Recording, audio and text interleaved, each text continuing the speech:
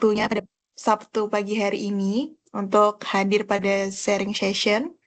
Yang kami hormati Ibu Presiden Indonesian Industrial Hygiene Association (IHA), Ibu Mutia Ashifa SKM MKKK HIU CCMS, yang saya hormati narasumber pada kegiatan pagi hari ini, Bapak Dimas Tiawardana STMT, serta rekan-rekan yang berbahagia. Semoga senantiasa dalam keadaan sehat. Jika bisa on cam dan juga memakai virtual background, akan lebih baik. Kemudian perkenalkan, nama saya Nur Hasna Sofura, bisa dipanggil Hasna. Saya saya pada pagi hari ini berkesempatan untuk menjadi MC dan moderator. Saya merupakan salah satu anggota BOD di Direktorat 1 IHA. Kemudian pada kegiatan pagi hari ini, kita bersama-sama akan membahas mengenai implementasi pengelolaan lingkungan kerja di pertambangan mineral, khususnya di PT Aman Mineral Nusa Tenggara, yang mana merupakan tempat kerja Pak Dimas ya. Topiknya sangat menarik dan juga relevan dengan rekan-rekan baik praktisi maupun akademisi yang bergerak di bidang industrial hygiene, khususnya di sektor pertambangan. Sebelumnya, saya akan membacakan susunan acara pada pagi hari ini, yaitu yang pertama ada opening, kemudian sambutan, perkenalan sumber, foto bersama, kemudian penyampaian materi, Q&A, dan juga penyerahan token apresiasi atau sertifikat apresiasi kepada pembicara atau narasumber, dan juga penutup. Nah, untuk memulai acara pagi hari ini, mari kita dengarkan sambutan dari Ibu Presiden IIHA, yaitu Ibu Mutia Ashifa SKM MKKK HIU CCMS. Kepada Bu Mutia, dipersilahkan untuk layar dan waktunya. Baik, terima kasih banyak Mbak Hasna. Assalamualaikum warahmatullahi wabarakatuh. Selamat pagi Bapak Ibu semua. Yang saya hormati Bapak Ibu Board of Advisor IIHA, yang saya hormati Bapak Ibu Board of Directors IIHA, serta Bapak Ibu dari BIIH, rekan-rekan anggota IIHA, dan semua Bapak Ibu partisipan yang telah hadir pada sharing session pada pagi hari ini. Puji syukur kita panjatkan kehadiran Allah Subhanahu wa Ta'ala, Tuhan Yang Maha Esa. Alhamdulillah, kita semua masih diberikan waktu dan juga tenaga serta kesehatan bisa berkumpul di pagi hari ini dalam keadaan sehat walafiat. Pertama-tama, saya ucapkan juga terima kasih kepada Pak Dimas selaku narasumber pada sharing session di pagi hari ini, serta juga rekan-rekan tim dari Industrial Hygiene ataupun dari fungsi HSE dari PT Aman Mineral Nusa Tenggara yang sudah berkenan juga untuk membantu ataupun mensupport dapat terlaksananya sharing session IHA di bulan Mei tahun 2026. Baik, Bapak Ibu, seperti tadi yang disampaikan oleh Mbak Hasna, Mas Dimas merupakan salah satu dari anggota Board of Directors di IIHA. Beliau merupakan Ketua Direktorat 1 di bagian kesekretariatan dalam kepengurusan IIHA tahun 2025 sampai 2028. Dan beliau juga saat ini sebagai Industrial Hygiene dan Technical Support di PT Aman Mineral Nusa Tenggara.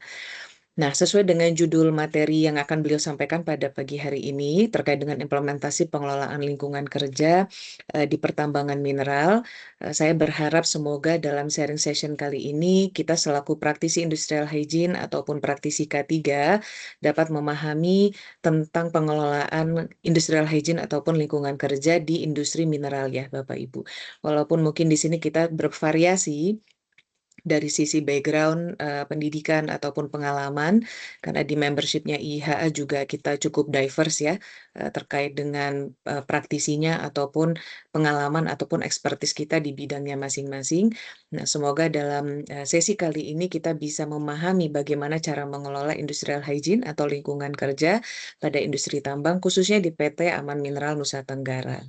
Di mana saya yakin tiap industri punya keunikannya masing-masing, punya dinamikanya masing-masing, masing-masing dan juga challenges ataupun tantangan yang akan berbeda gitu ya di tiap industri yang ada di Indonesia. Nah, semoga dengan sharing session ini saya berharap dapat memberikan at the minimum informasi baru bagi Bapak Ibu mungkin yang tidak mengetahui bagaimana cara ataupun proses dari industri mineral ataupun pengelolaan industrial hygiene dan lingkungan kerjanya, sehingga mudah-mudahan dengan sharing session ini at the least dapat informasi ataupun knowledge baru tentang how to do atau how to manage industrial hygiene in mineral industry, serta juga nanti dipersilahkan Bapak Ibu semua dapat bertanya ataupun sharing terkait dengan practices-practices yang ada di tempat Bapak Ibu, mungkin juga dapat nanti memberikan insight dan juga memberikan enrichment terhadap materi ataupun sharing session kita di hari ini. Dan pastinya saya rasa Pak Dimas dan tim juga sudah mengkolek ataupun mempersiapkan materi sesuai dengan kebutuhan ataupun praktikal kita dalam implementasi di lapangan. Seperti itu. Baik, saya ucapkan sekali lagi terima kasih kepada Pak Dimas dan juga rekan-rekan dari perwakilan di PT Aman Mineral Nusa Tenggara. Kemudian kepada Bapak Ibu semua yang sudah hadir juga pada pagi hari ini. Bismillahirrahmanirrahim. Semoga sharing session berjalan dengan lancar, memberikan manfaat dan berkah bagi kita semua. Mohon maaf jika ada yang kurang berkenan dalam penyampaian kami selama acara berlangsung. Saya tutup. Terima kasih. Wassalamualaikum warahmatullahi wabarakatuh. Selamat pagi.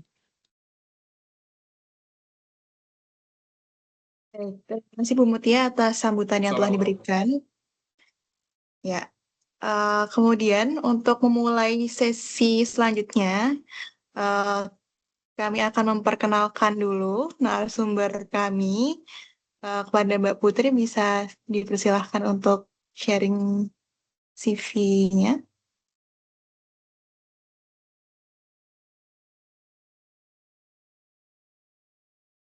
Oke, Mbak Hasna, saya sharing screen-nya ya untuk profil moderator.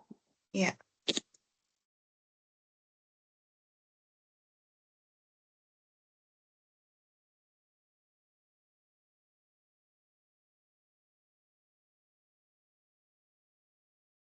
Baik, berikut adalah CV narasumber kita pada pagi hari ini, yaitu Bapak Dimas Jawardana STMT, yang mana background pendidikannya merupakan lulusan teknik lingkungan dari Institut Teknologi 10 November Surabaya, dan sudah memiliki pengalaman kerja selama 15 tahun di mining industry, khususnya di bidang HSE, yang mana saat ini telah sedang bekerja sebagai Superintendent Industrial Hygiene dan Technical Support di PT Aman Mineral Nusa Tenggara. Kemudian untuk perkenalannya nanti mungkin bisa dilanjutkan di sesi materi juga. Sebelum masuk ke sesi materi, alangkah baiknya untuk kita semua mendokumentasikan dulu atau on cam dulu dengan virtual background-nya kalau bisa, karena kita mau memulai foto bersama terlebih dahulu sebelum materi seperti itu bersama Bapak narasumber kita juga yang sudah on cam. Ayo ditemenin narasumbernya dan juga rekan-rekan yang bisa on cam dan pasang virtual background supaya bisa segera on cam. Ditunggu.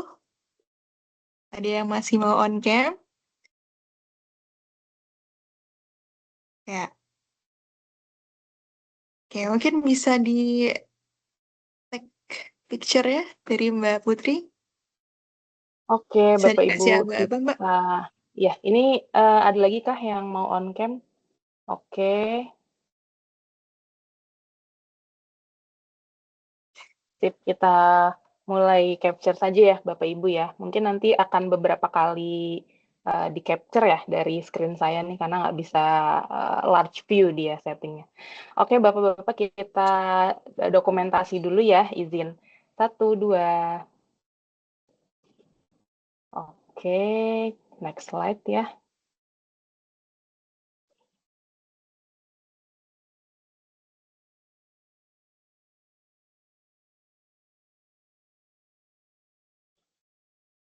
Oke.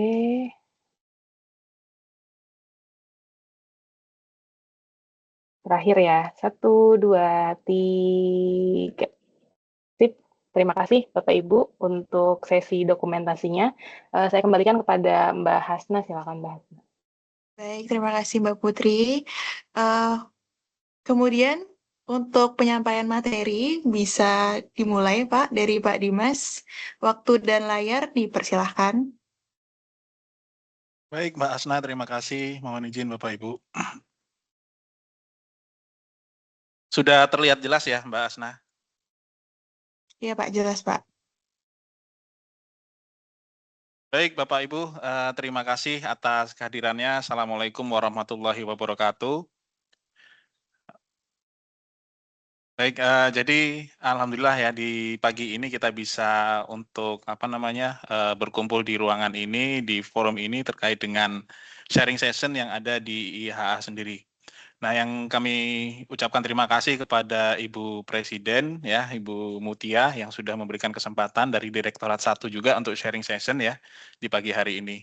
Nah, sebenarnya di kesempatan pagi hari ini kami mencoba untuk melakukan sharing terkait dengan pengelolaan yang ada di Aman Mineral sendiri. Nah, memang kalau kita bicara pengelolaan yang ada di tempat kami, ini memang berproses ya, Bapak Ibu ya. Jadi berproses dalam arti banyak ahli-ahli yang sudah bergabung dan sharing di IIHA ini sendiri yang menjadi inspirasi kami juga untuk bisa menerapkan apa yang di-sharing oleh para ahli yang ada. Misalkan kayak kita sering di sini ada Bu Mila, Bu Iting, ya, Pak Joko, Pak Hanafi dan sebagainya. Nah ini yang dari sharing-sharing yang beliau lakukan itu, yang beliau sampaikan itu, yang kita coba untuk terapkan yang ada di tempat kami. Nah, di kesempatan pagi hari ini juga kami juga menyampaikan terima kasih kepada BOA, BOD yang juga bergabung di pagi hari ini dan juga rekan-rekan Aman yang lain ya. Jadi tim IHOH yang ada di Aman juga bergabung di sini, ada kayak Mas Eka, Mas Hilman, Mas Aziz, Mas Gufron ya. Terus ada juga dari OHA, dari tim Dokter Billy, ada Dokter Rian juga, terus ada Dokter Tere ya. Terima kasih Dok sudah gabung di sini di agenda kita di pagi hari ini. Jadi nanti kita di sini sharingnya santai aja rekan-rekan. Jadi karena memang di sini tim Aman juga mayoritas member dari IHA, jadi nanti kita sharing antar anggota ataupun dari teman-teman yang belum menjadi anggota juga tidak masalah seperti itu. Nah, baik Bapak Ibu, kita lanjut terkait dengan materi. Jadi secara umum materi yang akan saya sampaikan terkait dengan company profile, kemudian sumber daya, dan bagaimana implementasi kalau kita bicara 4 prinsip industrial hygiene. Jadi materi ini ringan sih sebenarnya yang kami sampaikan. Kami lebih banyak menyampaikan terkait bagaimana implementasi dari 4 prinsip industrial hygiene yang ada sebagai dasar-dasar tahapan kita melakukan pengelolaan lingkungan kerja gitu ya. Nah, kalau kita bicara terkait dengan implementasi dari industrial hygiene ini sendiri, itu pelaksanaan bervariasi ya. Maksudnya ada banyak metode yang disesuaikan dengan kondisi yang ada di masing-masing perusahaannya. Nah, ini kami coba menyampaikan dari sisi yang sudah Aman lakukan, di mana tim-tim dari IHOH yang ada di Aman dalam mengimplementasikan ada di sini. Jadi nanti sharingnya santai aja Bapak Ibu, kalau ada pertanyaan nanti silakan. Tim Industrial Hygiene Aman juga, Industrial Hygienist Aman sama nanti tim OHA juga akan kita berikan kesempatan juga untuk nanti menanggapi jika ada pertanyaan dari Bapak Ibu sekalian. Oke, kita mulai ke materi terkait dengan company profile ya. Jadi informasi awal terkait dengan pesan sponsor. Jadi kalau kita sampaikan terkait dengan Aman sendiri, kalau bicara untuk lingkup area kerjanya, Aman ini saat ini berada di tambang batu hijau di Kabupaten Sumbawa Barat ya. Jadi proses yang saat ini udah mulai dari tahun 2000 itu, mulai dari hulu sampai hilir berada di Kabupaten Sumbawa Barat, jadi di tambang batu hijau. Jadi proses penambangan sampai proses pelabuhan. Nah, saat ini Aman juga membangun smelter ya. Cuma dalam lingkup pembahasan saya pada pagi hari ini adalah Aman Mineral Nusa Tenggara, bukan Aman Mineral Industri ya. Jadi kita fokus pada proses area yang proses penambangan dari hulu sampai hilirnya menjadi ruang lingkup dari pembahasan kita di pagi hari ini. Kemudian kalau bicara ke depannya memang ada potensi bukan ada potensi ya, ada rencana di dalam waktu dekat akan mengarah ke fase konstruksi untuk di proyek Elang. Jadi ada di Kabupaten Sumbawa untuk pengembangan area wilayah yang akan mulai di tahap penambangan. Nah, secara demografi saat ini di kami itu ada total 22.756 karyawan, di mana ya estimasi sekitar hampir 80% ya itu dari kontraktor dan sisanya dari Aman sendiri. Nah, kalau dilihat ini juga memang sudah mengalami penurunan karena di tahun 2024-2025 itu bisa tembus di angka 28.000 pekerja ya, karena fase dari konstruksinya sudah mulai selesai, fase pembangunan power plant-nya sudah selesai, kemudian fase pembangunan pabriknya juga sudah mulai selesai sehingga jumlah pekerjanya juga semakin berkurang. Ini sekilas terkait dengan kondisinya. Kemudian yang kedua terkait dengan bisnis proses. Jadi kalau kita bicara bisnis proses, ya ini hampir sama semua bisnis proses yang ada di pertambangan mineral ya.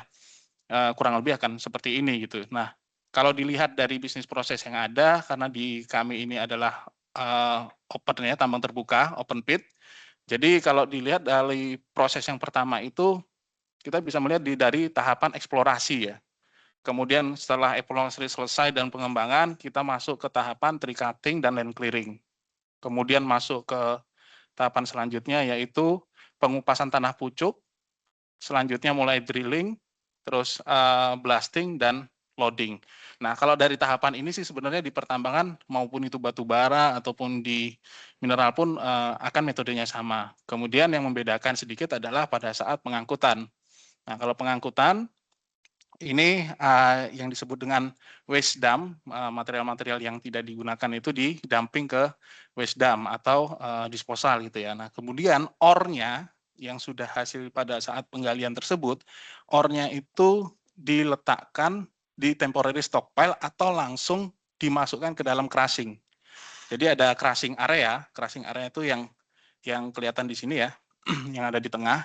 Jadi crushing area itu memecah atau mengecilkan ukuran dari batuan yang didapatkan dari tambang. Nah, kemudian dari crushing area ini itu masuk ke pabrik pengolahan melalui conveyor. Jadi yang tengah ini adalah pabrik pengolahan. Ya, di sini kami conveyornya menggunakan panjangnya sekitar 6 km. Kemudian di sini ada proses grinding ya, grinding dan flotasi. Jadi intinya bagaimana proses itu mengecilkan lagi batuan-batuan yang ada, ore yang ada tersebut, kemudian diambil ekstraksinya sehingga mendapatkan konsentrat. Nah, proses-proses tersebut dilakukan di pabrik pengolahan. Nah, setelah konsentrat itu sudah selesai di pabrik pengolahan, maka dikirim menggunakan pipa sepanjang 17 km dan diarahkan menuju ke pelabuhan. Nah, di pelabuhan ini sendiri nantinya akan dilakukan proses namanya dewatering. Jadi karena dia menggunakan cairan juga dalam pengiriman pipa ini, sehingga pada saat sampai pelabuhan itu dilakukan dewatering dan konsentratnya diletakkan di storage yang ada di pelabuhan. Kemudian dilakukan pengiriman dengan menggunakan kapal. Hanya saja kan sekarang prosesnya mengacu juga ke regulasi pemerintah, harus langsung diolah ya. Jadi beberapa konsentrat kita ini ya, konsentrat kita ini kita kirimkan ke smelter untuk dilakukan pengolahan lebih lanjut. Nah, jadi kalau kita bicara proses bisnis untuk pertambangan mineral, kurang lebih gambarannya seperti ini yang open pit. Nah, sebagai industrial hygiene, kita perlu untuk paham, mengidentifikasi apa saja resiko-resiko paparan bahaya kesehatan yang ada di tempat kerja kita masing-masing. Nah, salah satu toolsnya adalah melihat bisnis proses ini secara keseluruhan. Misalkan, ketika kita bicara terkait dengan tree cutting gitu ya. Nah, itu ada chainsaw operator. Nah, chainsaw operator itu apa saja risikonya yang ada, exposure apa yang akan mereka alami. Nah, itu kita harus tahu, misalkan bisingnya, getarannya, kemudian debunya, terus ada biologinya, dan sebagainya. Kemudian lari lagi, misalkan kalau di sini itu yang paling banyak berinteraksi dengan chemical itu di pabrik pengolahan. Nah, di pabrik pengolahan ini sendiri juga harus diidentifikasi bahaya kimia apa yang muncul. Jadi memang selain bahaya kebisingan yang paling tinggi di sana, itu juga ada chemical interaksinya, sehingga beberapa konsentrasi kita terkait dengan kimia itu juga harus dikontrol gitu ya. Nah, kalau dari hasil chemical health risk assessment yang sudah pernah kita lakukan di pabrik pengolahan ini, ada 2 chemical yang menjadi konsen kita untuk dilakukan pengelolaan dengan baik, yaitu sodium hidrogen sulfida atau NAS ya. Kemudian ada PAX. Nah, kalau kita lihat NAS sama PAX ini dibutuhkan dalam proses pengolahan yang ada di pabrik pengolahan, termasuk dalam flotasinya, sehingga resiko-resiko kalau NAS tadi kita bicara NAS itu misalkan resikonya terkait dengan skin iritasi kulit dan mata yang kalau kita lihat di SDS-nya itu kategori 1. Kemudian kalau PAX itu terkait dengan flammable, kemudian kalau chemical itu digunakan dalam proses yang ada di sana, ternyata dia menghasilkan reaksi sampingan. Misalkan kalau NAS itu menjadi H2S atau PAX itu bisa menjadi CS2 gitu ya. Nah itu yang menjadi bahan yang perlu kita identifikasi terkait dengan apa aja risiko-risiko yang ada di sana. Nah, ini adalah gambaran sekilas terkait dengan bisnis proses yang ada. Nah, bagaimana cara kami untuk melakukan bisnis ini atau menginerapkan industrial hygiene ini? Yang pertama adalah menyiapkan sumber daya. Ya, jadi sumber daya yang dimaksud itu adalah sumber daya manusianya ataupun sumber daya terkait dengan peralatannya gitu ya. Nah, organisasi yang ada di kami itu ada namanya Industrial Hygiene dan Occupational Health Support. Kalau OH-nya itu under dari medical provider, saat ini dikelola oleh Siloam, kemudian kalau IH-nya ini memang memiliki masuk bagian ke dalam Industrial Hygiene dan Technical Support, jadi organisasinya di sana. Nah, walaupun memang IHTS ini, Industrial Hygiene dan Technical Support ini tidak pure ke IH, tapi juga ke aspek keselamatan pertambangan yang lain. Tapi secara tim komposisi, kami memiliki 4 orang industrial hygienist gitu ya. Dan ini report ke industrial hygiene dan technical support. Sedangkan kalau untuk sisi occupational health, ini ada senior OH dokter yang tertinggi. Di sini juga sudah bergabung juga ada dokter Billy ya, terima kasih sudah gabung. Kemudian ada juga tim dari OH dokter. Jadi estimasi sekitar ada 10 orang juga yang ada di Aman ini sebagai dokter kesehatan kerja gitu. Nah, jalur koordinasinya adalah jalur fungsional di mana dari OH dokter ini juga mereport beberapa hal terkait dengan pengelolaan kesehatan kerja yang ada di Aman sendiri. Ini sumber daya pertama terkait dengan organisasi. Kemudian sumber daya yang kedua terkait dengan peralatan ya. Jadi kami memiliki beberapa peralatan yang memang dikelola secara internal, gitu ya. Misalkan kalau kita melakukan terkait dengan personal pump gitu ya, untuk melakukan sampling debu, gas uap, aerosol, kemudian ada noise dosimeter untuk kebisingan, sound level meter untuk kebisingan area, kemudian luxmeter, pencahayaan, anemometer, terus BBG meter mengukur iklim kerja area, kemudian ada personal heat index, ini juga untuk mengukur heat stress dari teman-teman yang ada di lapangan yang diukur secara personal, kemudian ada juga vibration meter. Nah, jadi peralatan-peralatan ini memang harus dikelola secara internal karena harus dipastikan peralatan ini memang siap untuk digunakan dalam mendukung operasional kita yang ada di Aman sendiri. Nah, ini gambaran terkait dengan kami. Kemudian setelah tadi sumber dayanya sudah diselesaikan, kami juga menyiapkan terkait dengan prosedur. Jadi prosedur pengelolaan lingkungan kerja itu ditetapkan dengan yang pertama bicara terkait dengan ruang lingkup dulu ya. Jadi kalau kita bicara Undang-Undang 170 sampai turunnya ke Permenaker 5 tahun 2018 itu ada 5 kriteria yang disebutkan di sana, ada faktor fisika, kimia, biologi, psikologi, dan ergonomi. Sedangkan kalau kita melihat ke Kepmen 1827 itu bicaranya ada 10, ada kebisingan, getaran, pencahayaan, iklim kerja, radiasi, faktor kimia, debu, faktor biologi, kuantitas dan kualitas udara kerja, dan kebersihan lingkungan kerja. Hanya ini pembedaan dalam klasterisasinya saja sebenarnya, tapi kalau dilihat poin per poinnya sih kurang lebih hampir sama ya. Nah, dari dua ruang lingkup yang sedikit berbeda dari segi penamaan ini, kami mencoba untuk membuat skop sendiri yang dimasukkan ke dalam prosedur untuk mengakomodasi dua hal ini, sehingga aman saat ini menentukan ada sekitar 12 faktor lingkungan kerja yang perlu untuk dikelola. Pertama adalah kebisingan, getaran, pencahayaan, iklim kerja, radiasi, faktor kimia, debu, terus ada juga faktor biologi, kuantitas dan kualitas udara kerja, kebersihan lingkungan kerja, faktor psikologi, dan faktor ergonomi. Nah, ini terkait dengan ruang lingkupnya. Selanjutnya, terkait dengan matriksnya. Jadi, bagaimana kami untuk menerapkan apa yang harus dilakukan oleh tim industrial hygiene yang ada di site ini.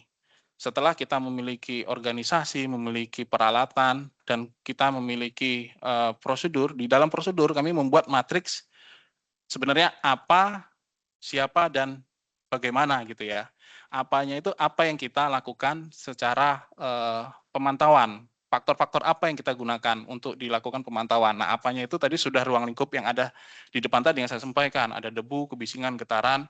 Sedangkan siapa yang mengambil sampelnya di lapangan gitu ya. Nah, kami memang sudah membuat matriksnya, ada yang dilakukan internal, eksternal, ada yang hanya dilakukan oleh eksternal saja, seperti itu. Nah, ini kenapa dilakukan oleh eksternal saja, ya ini karena kita tidak memiliki alatnya. Tapi sepanjang kita memiliki alatnya, ini kita akan melakukan itu secara internal ataupun eksternal. Nah, selanjutnya analisa hasil.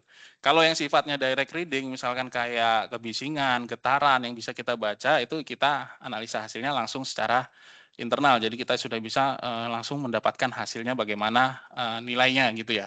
Tapi kalau untuk parameter-parameter lain, yang misalkan kayak debu, terus kayak KUDR yang kami tidak punya alatnya, itu kan harus dikirim ke lab-lab yang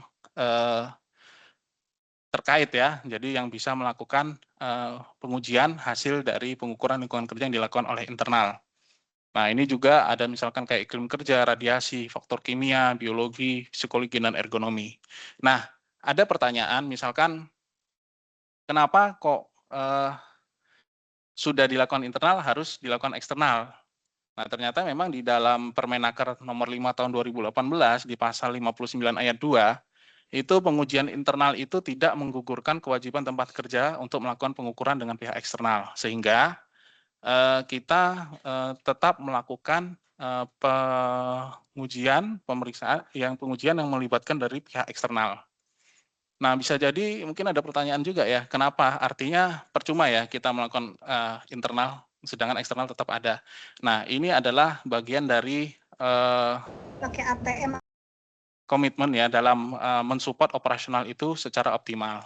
Dalam arti gini, ketika kita memiliki peralatan itu secara internal, maka setidaknya 50% proses itu sudah bisa kita percepat pelaksanaannya. Dalam arti gini, biasanya kan kita kalau di perusahaan itu mau melakukan pengukuran lingkungan kerja kan ada proses pengambilan pembuatan CR dulu gitu ya, kontrak request, kemudian pemilihan vendor, kemudian mobilisasi, kemudian pengukuran dan sebagainya. Nah, kalau kita punya sendiri, kita tinggal kirim sampelnya ke sana, ke eksternal, dan hasil eksternal langsung bisa dikeluarkan, dan itu akan cepat kita mendapat jawaban untuk memberikan informasi kepada tim operasional yang ada di lapangan. Nah, poin-poin yang seperti itu yang kami menjadi concern, sehingga pengukuran internal itu menjadi hal yang sangat penting untuk dilakukan. Kemudian selain dari hal tersebut, pengukuran eksternal ini strateginya adalah kami melakukan seluruh pengukuran di semua SEG yang ada di internal. Kemudian eksternal dari mana akan masuk? Eksternal akan masuk untuk melakukan verifikasi ulang gitu ya, verifikasi ulang dari titik-titik yang dari pengukuran internal kami yang memang masuk kategori high dan ekstrim gitu ya. Nah, kalau dia kategori high dan ekstrim, di masing-masing parameter yang ada di sini, ini kami coba untuk panggil pihak eksternal untuk melakukan pengukuran kembali di tempat-tempat yang sudah kami tetapkan. Ya, jadi itu strategi bagaimana kami mengatur terkait dengan pengukuran internal ataupun pengukuran eksternalnya. Kemudian lanjut ke strategi penerapan industrial hygiene ya. Jadi kalau kita bicara tadi 4 tahapan utama penerapan industrial hygiene itu sudah sering ya Bapak Ibu mendengar yang namanya antisipasi, rekognisi, evaluasi, dan kontrol. Ini adalah summary di depan, nanti akan saya bahas secara detail di slide-slide selanjutnya. Ya, yang pertama terkait dengan antisipasi. Jadi kami melakukan yang namanya proses antisipasi ini memastikan potensi pajanan yang ada di tempat kerja. Di mana kita memastikan atau melakukan antisipasi di seluruh area cakupan operasional di wilayah IUPK PT AMNT gitu. Nah, itu termasuk misalkan tambang terbuka, pabrik pengolahan, power plant, port dan pendukung lainnya. Kemudian apa yang dilakukan antisipasi bahaya utamanya yang sudah kita tentukan dalam prosedur yang menjadi ruang lingkup pengelolaan lingkungan kerja. Dan outputnya kita akan mendapatkan daftar potensi bahaya. Ya, jadi daftar potensi bahaya itu kita punya listnya dan inilah yang akan kita lakukan rekognisi di lapangan melalui metode observasi. Masuk ke tahap kedua yaitu rekognisi gitu ya. Nah, rekognisinya kita melakukan observasi lapangan, melakukan validasi pajanan aktual dengan melakukan waktu survei. Ya, jadi melakukan survei, observasi aktivitas kerja, dan juga melakukan identifikasi sumber dan rute pajanan aktutnya.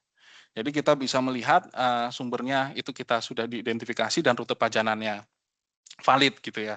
Kemudian baru dilakukan evaluasi yaitu pengukuran dan penilaian risikonya gitu ya. Pengukurannya itu kita berdasarkan sampel yang kita plan yang sudah kita tetapkan dan kita lakukan pengukuran lingkungan kerja. Nah, outputnya adalah kita akan mendapatkan profil pajanan per SEG ya, Similar Exposure Group dan nilai tingkat risiko. Dan terakhir adalah kontrol. Ini rekan-rekan sudah sangat familiar ya, eliminasi, substitusi, engineering, administrasi, dan APD. Nah, ini juga intinya bagaimana kontrol ini bisa menghasilkan output ke tingkat nilai risiko yang dapat diterima, seperti itu. Nah, ini adalah gambaran umum terkait dengan penerapannya. Kami masuk coba bagaimana cara kami untuk melakukan di tahapan antisipasi ini. Jadi, di tahapan antisipasi ini, yang pertama dilakukan adalah melakukan identifikasi potensi sumber pajanan ya. Jadi di sumber pajanan ini, yang pertama kita harus ketahui adalah materialnya apa yang ada di tempat kita. Misalkan di tambang, di pit itu. Memang data-data material tambang itu menjadi data terbatas yang bisa diakses gitu ya. Tapi setidaknya kita sebagai industrial hygiene, walaupun tidak tahu komposisinya seperti apa, tapi kita tahu apa saja material tambang yang ada di tempat kerja, biasanya dari tim geologis gitu ya.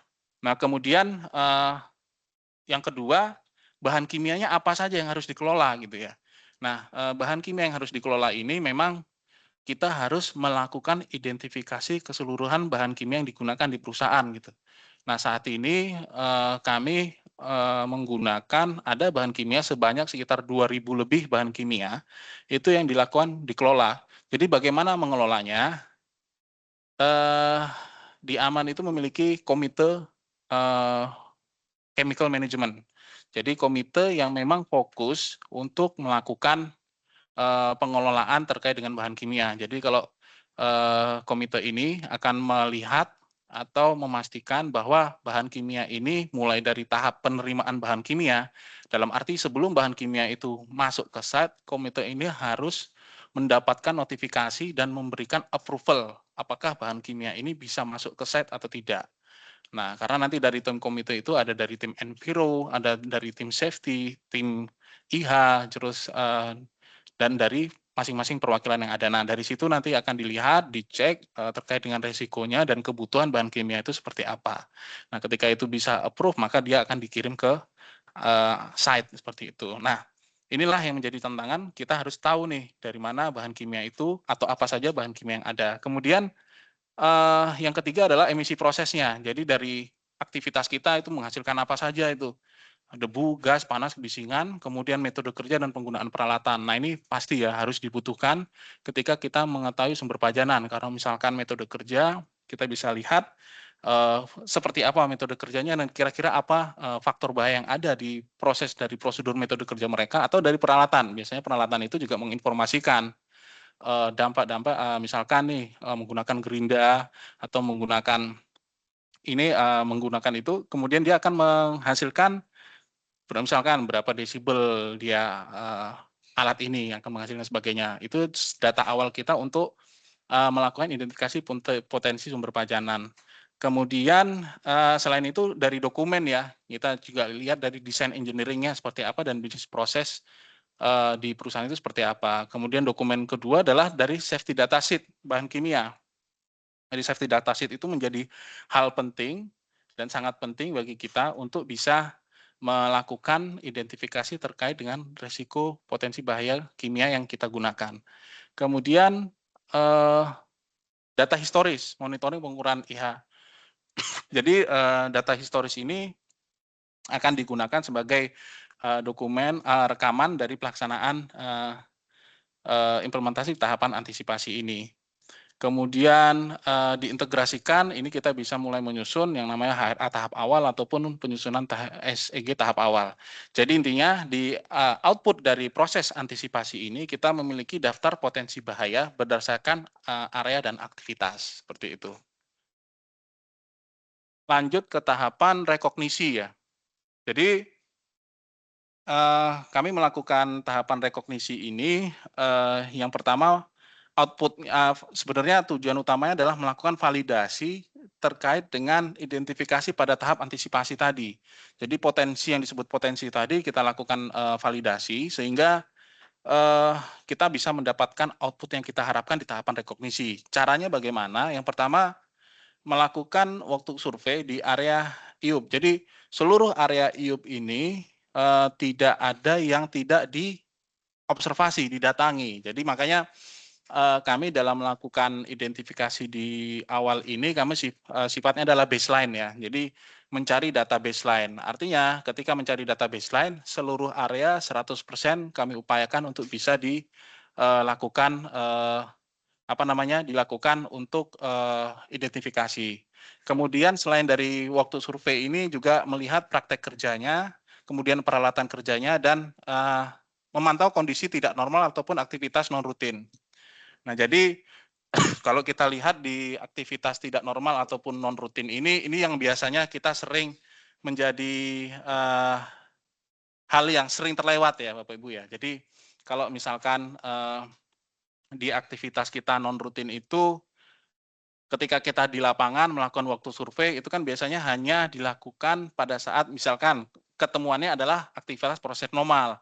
Nah, kita harus paham nih, aktivitas lain selain normal itu apa saja. Misalkan aktivitas non rutinnya seperti apa. Nah, ini bisa didapatkan dari dokumen IBPR yang ada di masing-masing departemen misalkan, atau juga bisa didapatkan dari wawancara dengan orang yang bertanggung jawab yang ada di sana atau pengawas yang ada di sana. Jadi kita selain aktivitas normal yang kita observasi juga kita bisa mendapatkan informasi terkait kondisi aktivitas yang tidak normal ataupun non rutin.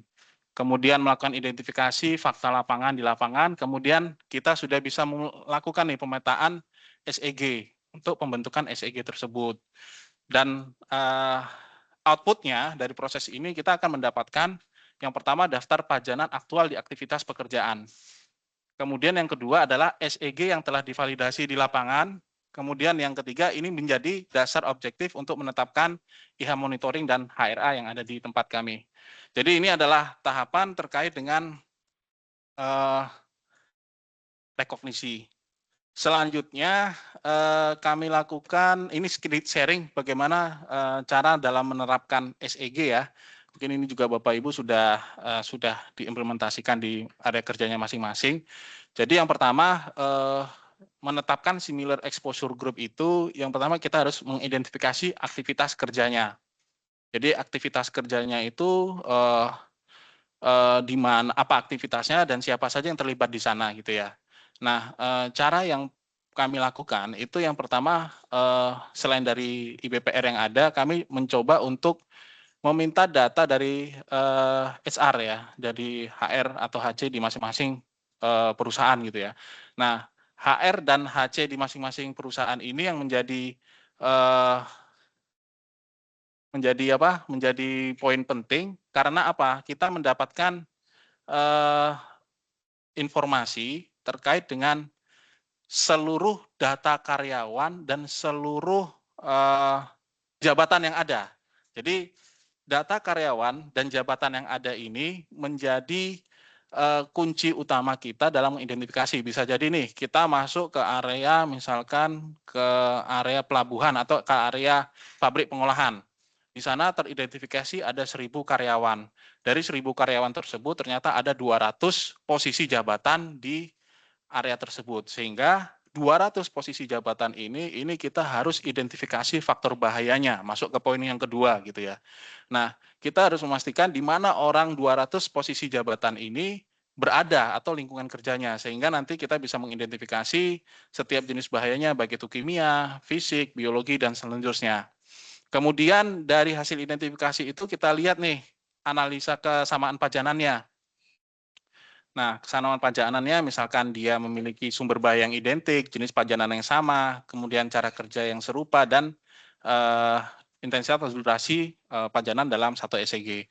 Kemudian menetapkan nama SEG, ya Bapak Ibu sudah familiar dalam menetapkan ini ya. Misalkan yang kuncinya adalah SEG ini berdasarkan fungsi pekerjaan utama, bukan nama dari individu. Kemudian validasi ke lapangan dengan waktu survei, dan kita mendokumentasikan catatannya. Nah, sedikit informasi bahwa terkait dengan SEG ini sendiri, ini juga menjadi alat bantu praktis ya. Jadi kita bisa memahami pekerja itu benar-benar terpapar dari sumber dan pola yang sama gitu ya. Dengan demikian kita dapat bisa cepat menentukan untuk prioritas pengukuran, pengendalian, dan tindak lanjut. Nah, ini adalah matriks ya, matriks yang kami tetapkan di dalam prosedur juga, yang mungkin kami ambil salah satu contoh gitu ya. Nah, ketika menetapkan SEG, operator haul truck, ini semua karyawan yang ada di SEG tersebut itu dia akan diidentifikasi bahayanya. Kita sudah bisa menentukan dia ada bising, debu, getaran, faktor ekonomi, dan faktor psikologi. Kemudian ketika kita tahu bahayanya, apa yang akan kita lakukan? Pengukuran apa yang akan kita lakukan? Nah, pengukuran yang akan kita lakukan ini, misalkan dari kebisingan itu ada personal noise-nya, respirable dust, untuk debunya respirable dust dan silika quartz, kemudian getarannya WBV untuk operator, kemudian ergonominya terkait dengan penilaian postur kerja, dan juga psikologinya terkait survei dust. Nah, ini yang kita tetapkan sebagai pemantauan sampling untuk lingkungan kerjanya bagi SEG operator haul truck. Nah, yang paling kanan adalah frekuensinya gitu ya. Jadi memang ditetapkan juga nih frekuensinya berapa kali.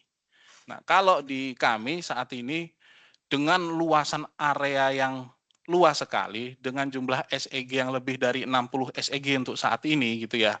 Nah, jumlah sampling yang ada itu agak kesulitan jika harus 1 tahun sekali.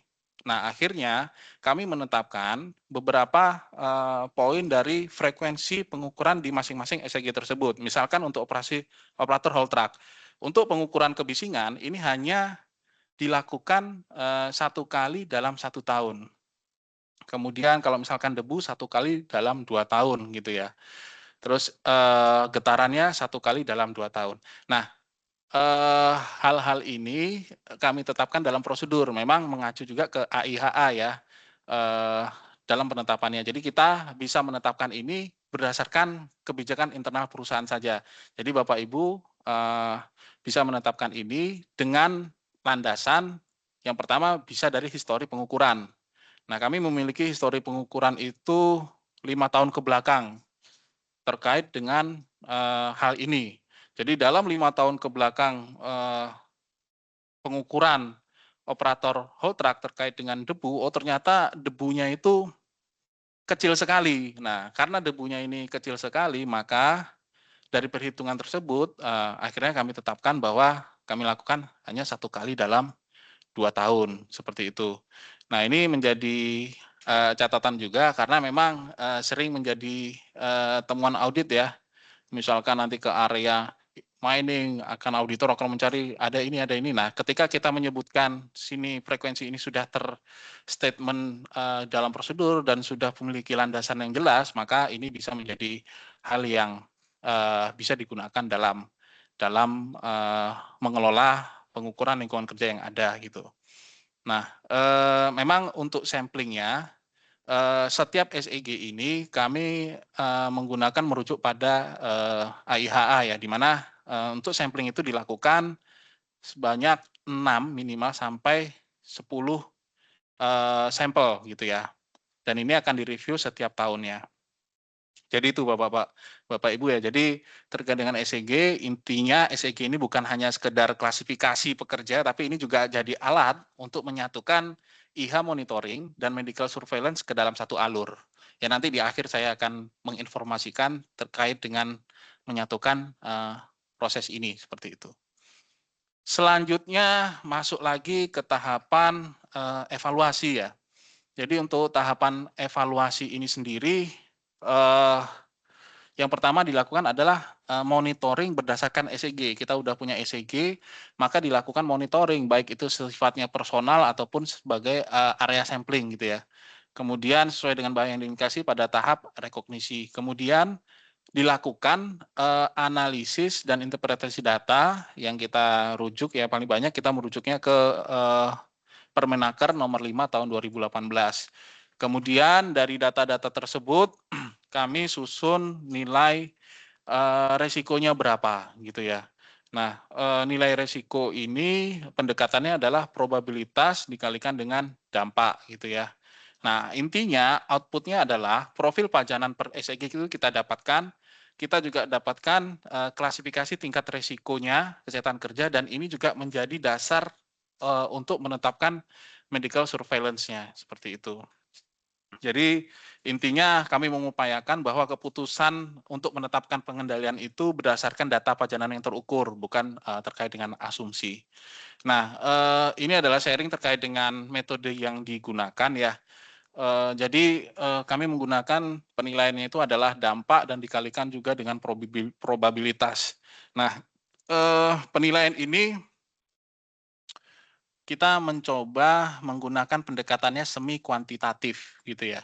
Nah, pendekatan semi kuantitatif ini ada dari data pengukuran ataupun dari data kualitatif. Nah, contohnya seperti ini. Kalau bicara terkait dengan pengukuran penilaian di probabilitas, ini kan biasanya Bapak Ibu sudah familiar ketika berbicara matriks 5x5 ini ya biasanya. Dari matriks 5x5 ini misalkan kalau di probabilitas dari yang paling kecil itu ada rare dan very likely, kalau kualitatif itu kita bisa melihat misalkan kalau 5 itu bisa terjadi lebih dari 1 kali 1 bulan gitu ya, itu kalau kualitatifnya.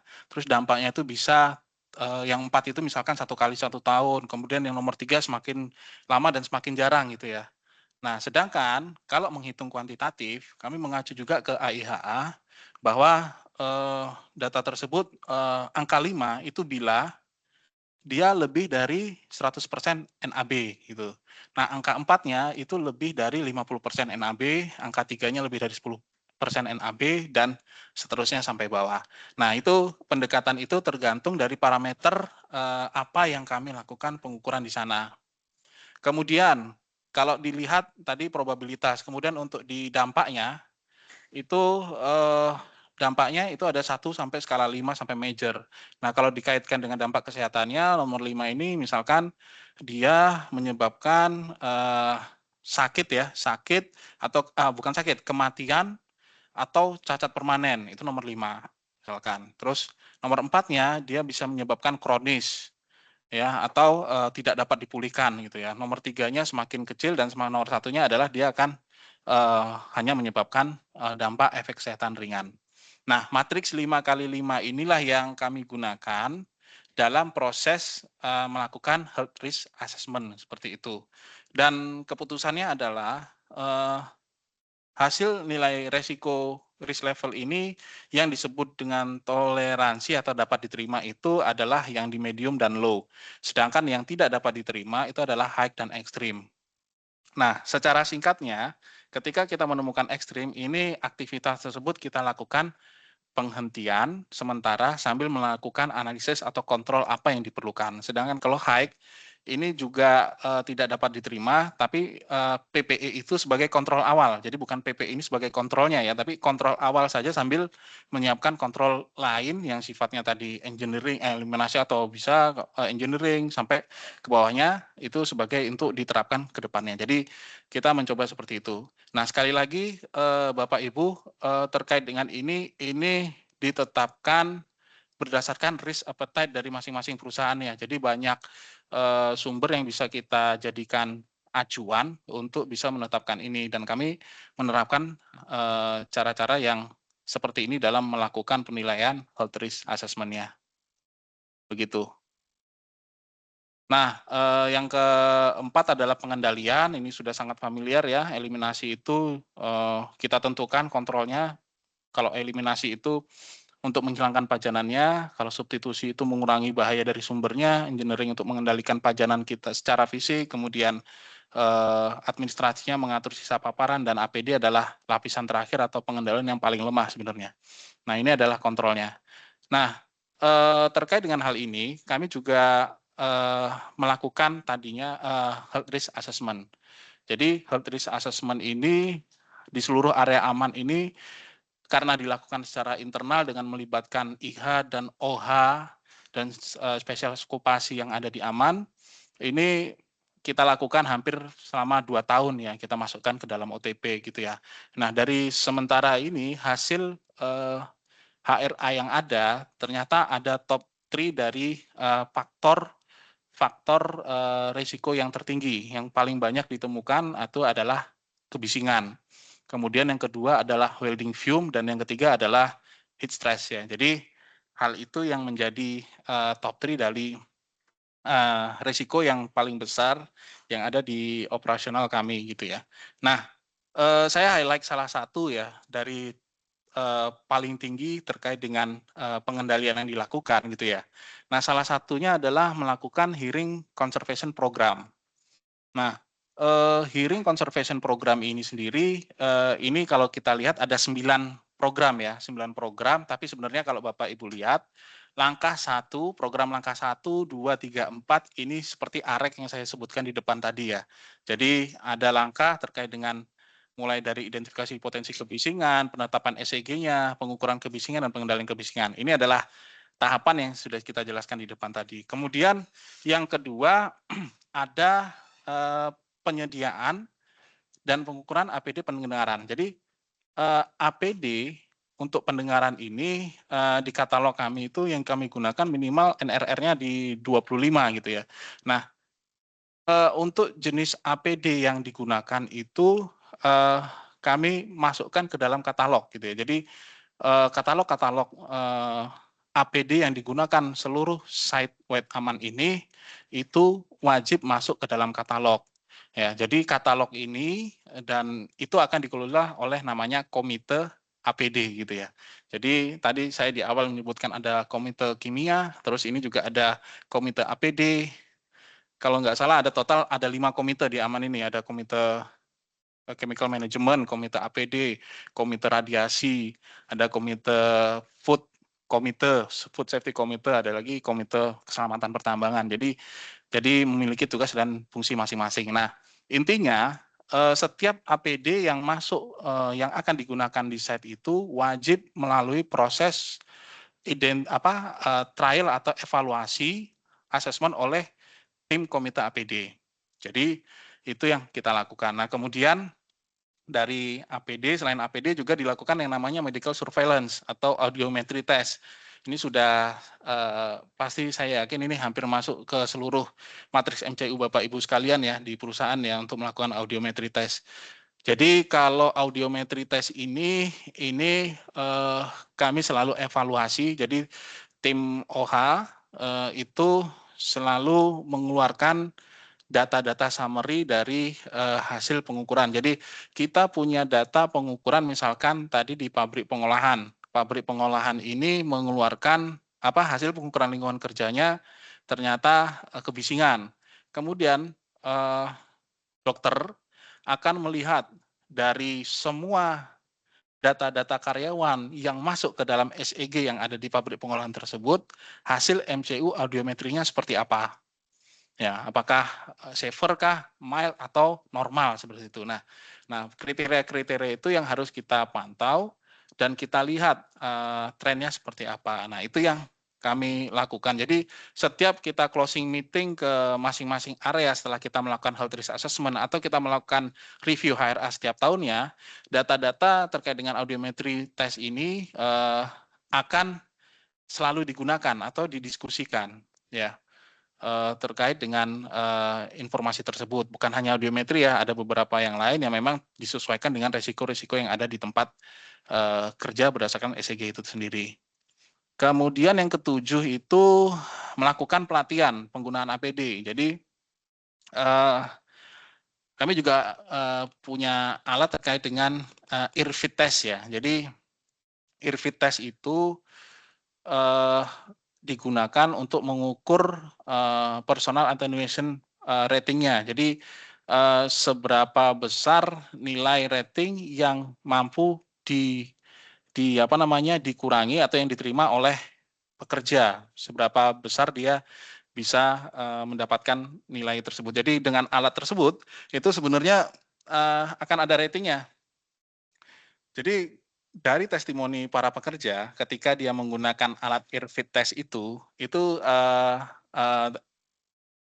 antusias cukup tinggi karena memang kalau kita selama ini menggunakan campaign cara menggunakan earplug harus diputar dan sebagainya, dengan menggunakan alat ini mereka bisa merasakan feel-nya gitu ya. Rasanya oh ternyata pemutarannya harus sekian angkanya sehingga kita bisa mendapatkan angka parnya itu tinggi gitu ya. Kalau hanya sekedar masang gini oh ternyata hasilnya seperti ini. Jadi ini menjadi hal penting untuk dilakukan campaign selain dari campaign terkait dengan edukasi cara penggunaan, tapi juga mereka bisa merasakan hal-hal tersebut gitu ya. Nah, kemudian terkait juga data-data kesehatan ini juga kita lakukan pengukuran didokumentasikan ya. Ada pengukuran kebisingan, penggunaan APD, hasil audiometri, dan itu disimpan sebagai database, dan terakhir ada evaluasi program. Jadi ini adalah gambaran terkait dengan hearing konservasi yang dilakukan di tempat kami, karena memang ini menjadi suatu program wajib, mengingat resiko yang ada di tempat kami itu noise menjadi isu seperti itu. Nah, terakhir adalah mengkorelasikan antara data IH sama OH gitu ya. Nah, ini hampir sama yang saya sampaikan di tabel matriks depan tadi. Jadi kami membuat matriks seperti ini. Ada data SEG-nya untuk operator Holtra, kemudian bahaya utamanya apa saja di SEG ini, parameter IH-nya apa saja di sana, dan dilakukan pemeriksaan kesehatan yang terkait dari parameter ini apa saja begitu. Nah, dari data-data pemeriksaan kesehatan ini wajib masuk ke dalam matriks MCU di masing-masing SEG. Nah, jadi HR ketika memiliki data karyawan di masing-masing posisi, mereka juga langsung memasukkan data SEG di data mereka gitu ya. Jadi dengan posisi A, posisi B, posisi C, mereka masuk ke SEG mana, sehingga nantinya SEG itu akan nge-link kepada data-data yang ada di MCU, matriks MCU, agar dia akan lebih jelas lagi nih, matriks pemeriksaan kesehatannya akan sesuai dengan SEG yang ada. Jangan sampai SEG-nya IH sudah mengukur exposure-nya, ternyata tidak dievaluasi secara kesehatannya seperti apa. Nah, matriks yang seperti ini yang kami buat untuk seluruh SEG yang ada, dan ini di review setiap tahunnya. Nah, data-data ini juga menjadi concern khusus Bapak Ibu. Jadi karena ada salah satu di OTP, Objective Target Program yang ada di Aman itu menetapkan program identifikasi program medical high risk employee. Jadi karyawan-karyawan yang memiliki resiko kesehatan risiko tinggi itu harus mengikuti program yang ada di internal. Nah, bagaimana kita bisa menentukan program yang ada di internal? Misalkan kami menamakan program ini adalah sehati gitu ya. Ini khusus orang yang memiliki resiko tinggi. Nah, salah satunya adalah datanya adalah pajanan dari lingkungan kerja ini.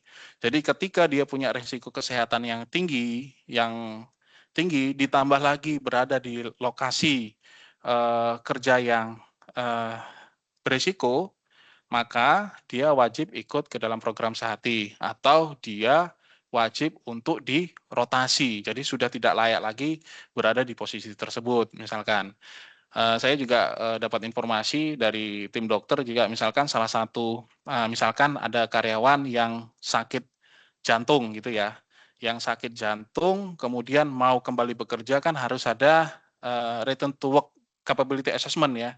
Nah, ketika melakukan return to work capability assessment itu, ternyata dia posisinya bekerja sebagai operator di pabrik pengolahan yang memiliki exposure kebisingan yang tinggi. Nah, dari resiko penyakit jantung tersebut dengan resiko kesehatan ini, ternyata kebisingan ini memang berkorelasi positif dengan meningkatkan resiko terkait dengan serangan jantungnya. Akhirnya yang bersangkutan dilakukan rotasi ke tempat lain. Nah, jadi korelasi-korelasi itu yang memang harus intens dilakukan untuk direview bersama-sama agar data pengukuran lingkungan kerja itu tidak menjadi sia-sia ya, tapi menjadi data yang hidup yang bisa selalu digunakan sebagai rujukan atau dasar-dasar dalam mengambil keputusan begitu. Nah, kurang lebih itu Bapak Ibu terkait dengan sharing kami di siang hari ini. Untuk